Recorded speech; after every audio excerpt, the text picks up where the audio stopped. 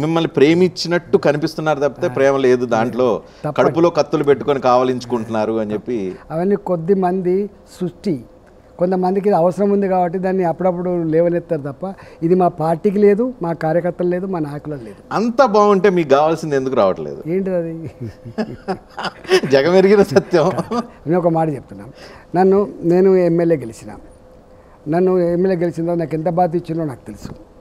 తర్వాత నేను ఇప్పుడు ఎంపీ గెలిచిన తర్వాత నాకు కమిటీలలో గౌరవం ఇచ్చిండ్రు, నాకు చైర్మన్ పదవి ఇచ్చిండ్రు, అక్కడ ఆఫీస్ ఆఫ్ ప్రాఫిట్ అని చెప్పి నన్ను నేషనల్ ఎగ్జిక్యూటివ్ దాంట్లో కొనసాగిస్తున్నారు. నాకు ఇంత గౌరవం ఇచ్చిండ్రు.